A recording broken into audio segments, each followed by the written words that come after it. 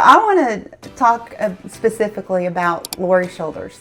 So you got such a fabulous life, as you say it. You have been so blessed. I have been very blessed. A great life. Tell me, let's talk specifically about your rodeo career. Well, I was brought up on a ranch in 12 miles out of Tucumcari.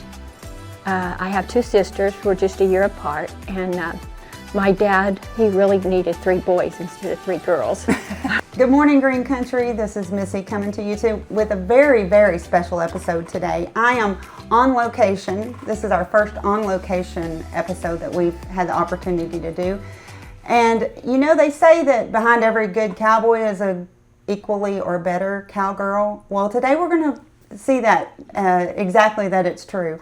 I am here on location with the one and only and beautiful Lori Shoulders. Thank you, Lori, for having us here. Thank you for coming out. Thank you for coming out. We are here on site at what you call the Jim Shoulders Museum. Mm-hmm. It's a very special home, and we are delighted to be able to be here today. So I know that Lori has shared freely on social media so much of her life, but today I get to be knee to knee with her as we are sitting here in the pool hall. Lori, thank you for having us.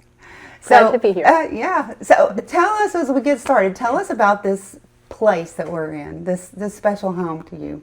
Well, I'm from New Mexico, from Tucumcari, New Mexico, and my mom and dad both born and raised there. And after my dad passed away in 2006, my mom was there a couple of years after that, and she wasn't really able to stay there by herself, and she came here and stayed with us a little while, and we were driving around Henrietta, and we came across this little A-frame house that's in Henrietta, and she said, "Oh, Pete, isn't that the cutest house?"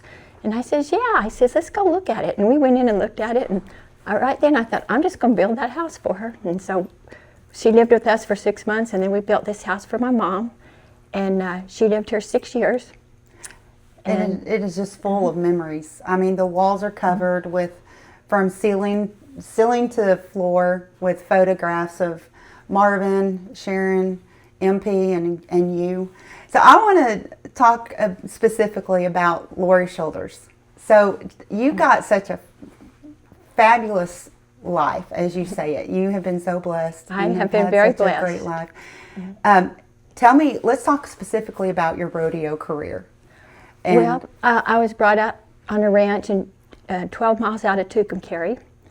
I have two sisters. We're just a year apart, and my dad, he really needed 3 boys instead of 3 girls. he brought us up on the ranch and worked us hard, but we all rodeoed since we was about 5 years old, all through junior, high school, and college. And we all went through college on a rodeo scholarship. He always kept us mounted on good horses. Mm-hmm. And I had good coaches. We had Lewis Kincaid. He was a family friend, real close friend, that Dad and him had a place together, and he coached us and helped us a lot. And so you went to college. You set some records. Tell me about all of those. I went to college at Southeastern in Durant, Oklahoma. Betty Gail Cooper, she was a family friend. I grew up with the Coopers, and she went to college at Eastern with my sister LaDawn, and they transferred to Southeastern, and Betty Gail was the rodeo coach, and she recruited LaDawn and myself and Sabrina Pike. We were the 3 New Mexico girls that started out there. Yeah. And what were your events? Breakaway, calf roping, goat tying, and barrel racing. Those are the 3 college events. Okay, goat tying, and so you were sharing, you know, because they had the college championships or whatever that event is called. You were quite impressed with those records. Oh yeah, it's changed a lot. All the events have gotten so fast. I won nationals in goat tying 2 years in a row, and I was never a 5 second. The other day on Facebook there was a girl that was a 5'9" in the goat tying. And breakaway, when I won nationals in college, I had 3 threes. 9 something on 3 head, and now you have to be a 1 or a 2 and be like 5 or 6 on 3 head. So it's just all changed. All the events have team roping, you never heard of 3/8 in the team roping, and that's a win and run now. Yeah. So they've all gotten faster. Well, you definitely set the bar, though, for those. Well, it was different back then. They scored our calves out further. They usually roped about halfway down the arena, and they tie a lot smaller goats. One time at Manhattan, Kansas, they had goats that were as big as calves, and I laid my goat to win the goat tying there. So it's just a different setup. Yeah. But there's just so many good horses now and cowgirls. So what did you study when you were in school, in college? I went into elementary education because my best friend Tony went into that. But I was really only at college my first 4 years to rodeo. I did graduate and make my grades, but I went into business. And then whenever I graduated from, you could only rodeo for 4 years in college. I continued and went to college at Botter Fashion College, and I got my degree in fashion merchandising. And it's no wonder. I mean, you're always striking. Well, it takes a lot more makeup and jewelry and stuff now. Thank you.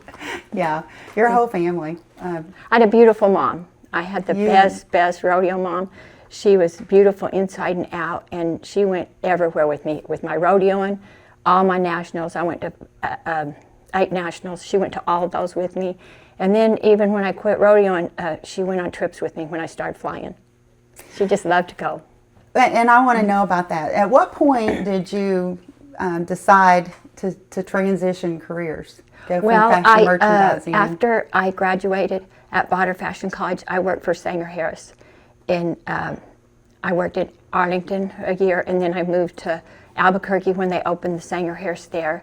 And then I worked in the Clinique Cosmetics department for a couple of years. And one of the girls that I worked with there left and went to be a flight attendant with United, and that kind of made me think about I'd maybe like to do something like that. Yeah. So I interviewed and ended up getting hired by American Airlines, and my first base was in New York. And I remember I called home and I told Mom, I says, Mom, I have to go to New York City. Did you say, New York City? Well, I had been there with Botter Fashion College. The first year you're there, you go to New York for 2 weeks. You go to all the markets and stuff. And then the second year, you go to Europe for 2 weeks. So I had been to New York, but can't picture me, this country girl living in New York City. Yeah. But I was there a year, and then I transferred back to Dallas.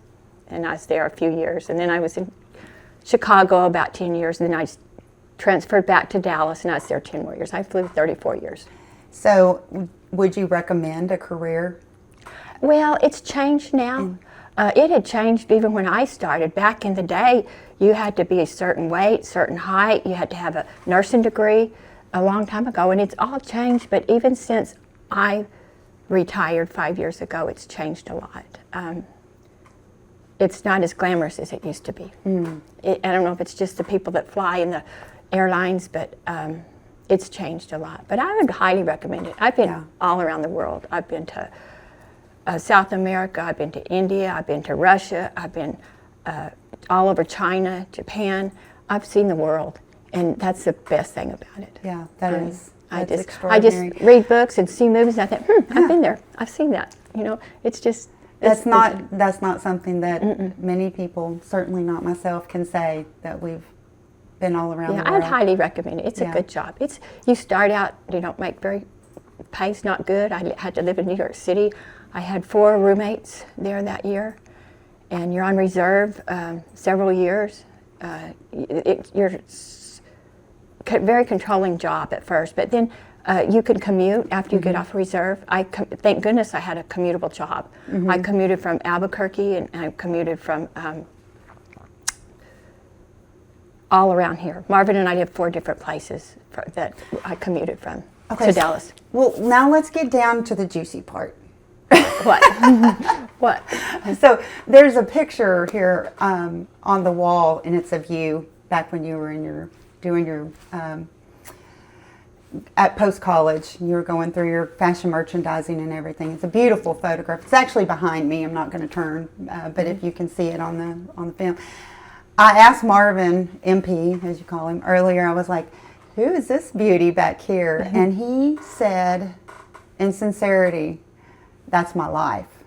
I mean, when he talks of you, it just oozes sweetness. I hit the jackpot with Marvin and his family. I met Jim 10 years before I met Marvin.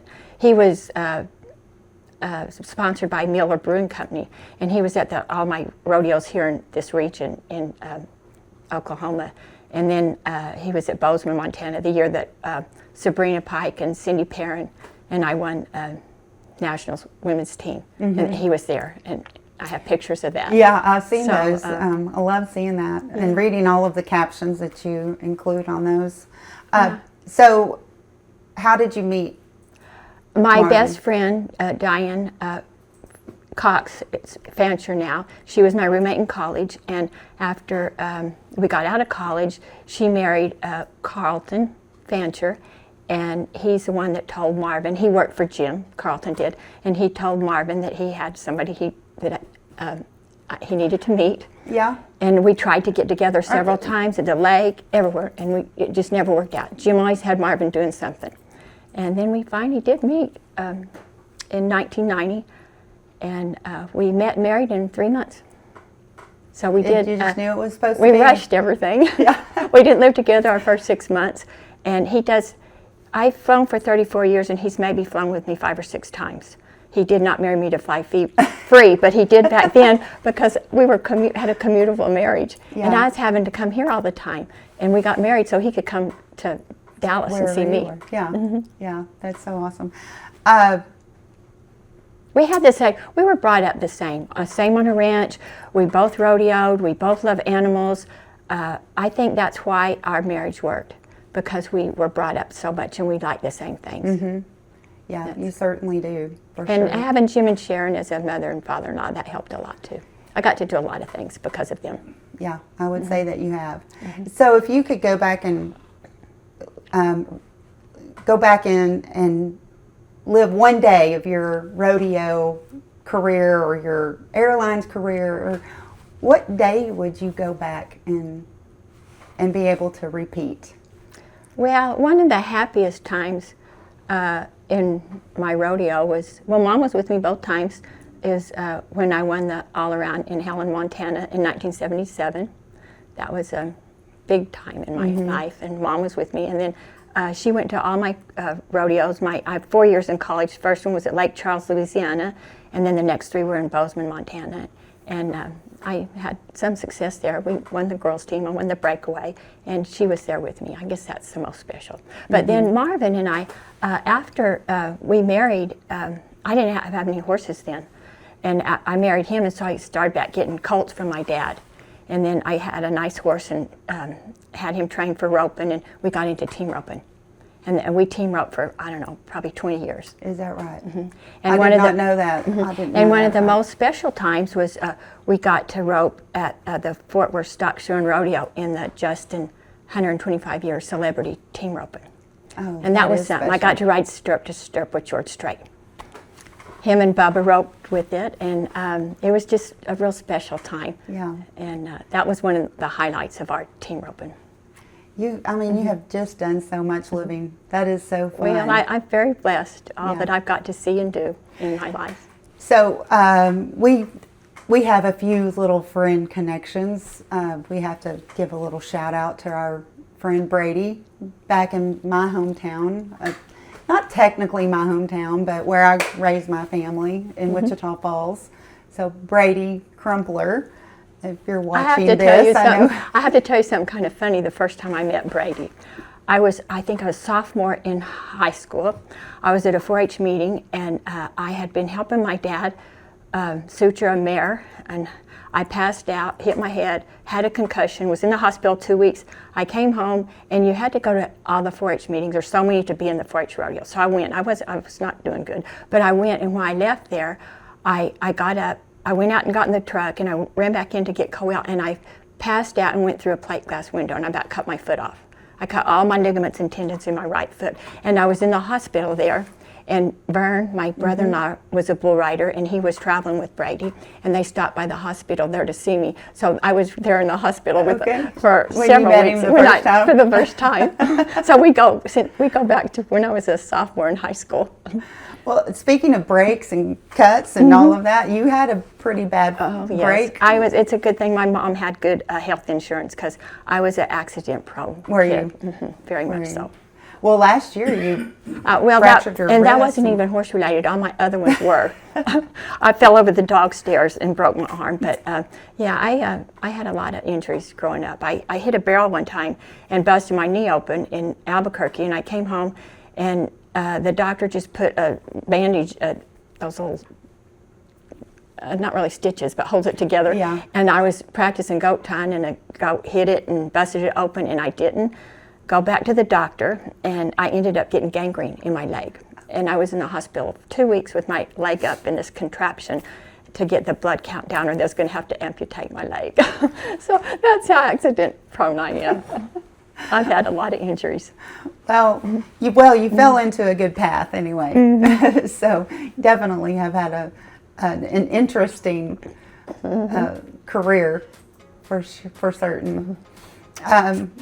We're about out of time here, and I know that we're going to spend some time just walking around the property, taking some videos that I know will be shared in many other capacities. There's just so many stories behind every single photograph that's here.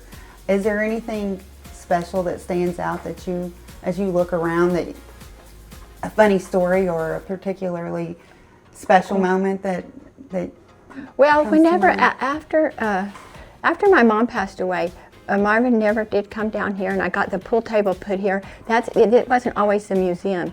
That's when I changed it and put all these special photographs and stuff here. And these heads, these deer heads that we have here, I've got 5 of them. A friend of mine, Tina, she worked at the prison, and a prisoner made and did these, and they're very gorgeous. special. They are absolutely They're stunning. real special. They're one of my most special things. And this number here is one of the most special. Jim and Sharon gave that to Marvin for Christmas one year. That was Jim's, the first national finals in Dallas back number. So that's one of the most special things. And I have a lot of special trophies and things of Jim's down at our house. Yeah, I can't wait to see those. I want to thank you so much, Lori, for having us here in your home. Well, thank you for coming out and pool hall. And thank you all for joining us today on this episode of Mornings with Missy. We look forward to doing this again, not necessarily in this location, but just being able to get out and visit with the women of Green Country that make this area so special and strong. Wouldn't you say? Yes. Absolutely. Thank you. We'll see you next time. Thank you, Missy, for having me. That was fun.